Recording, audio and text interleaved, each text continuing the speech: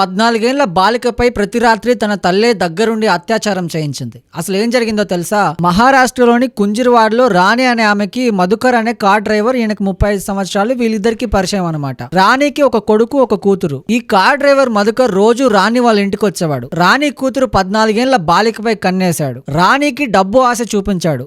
డబ్బుకు లొంగిన రాణి కూతుర్ని దగ్గరుండి అత్యాచారం చేయించింది. బట్ ఇదంతా తనకేమీ తెలియనట్టు రాణి నటించింది. తన కూతురు తన దగ్గరకు వచ్చి కార్ డ్రైవర్ మధుకర్ అత్యాచారం చేశాడని చెప్పినా కూడా ఏం చేసినా మీరేమనకండి, ఆయన చెప్పినట్లు వినండి అని చెప్పింది. ఈ తంతు కొన్ని నెలల పాటు సాగింది. కొన్ని నెలల తర్వాత ఈ 14 ఏళ్ల బాలిక గర్భం దాల్చింది. గర్భం దాల్చిన తర్వాత ఇది చుట్టుపక్కల ఉన్న వాళ్ళకి తెలిసింది. ఇక తన కూతురు గర్భవతి అయింది కాబట్టి ఇక చేసేదేమీ లేక రాణి తన 14 ఏళ్ల కూతుర్ని 35 ఏళ్ల కార్ డ్రైవర్ కిచ్చి బాల్య వివాహం చేసింది. ఇదంతా చూసి సహించలేని తన కొడుకు పోలీస్ స్టేషన్ కెళ్లి కేసు పెట్టాడు. కేసు విచారణలో తేలింది వింటే మీరు షాక్ అవుతారు. ఈ కార్ డ్రైవర్ మధుకర్ ఆ 14 ఏళ్ల అమ్మాయి మీదే అత్యాచారం కాకుండా తన అన్న మీద కూడా రోజు లైంగిక దాడికి పాల్పడేవాడని తేలింది. తర్వాత పోలీసులు బాల్య వివాహాల నివారణ చట్టం కింద, పోక్సో యాక్ట్ కింద రాణిలను మధుకర్ను లోపలేశారు. సో ఇలాంటివి కూడా మన సమాజంలో చాలా జరుగుతున్నాయి కాబట్టి దయచేసి చాలా జాగ్రత్తగా ఉండండి.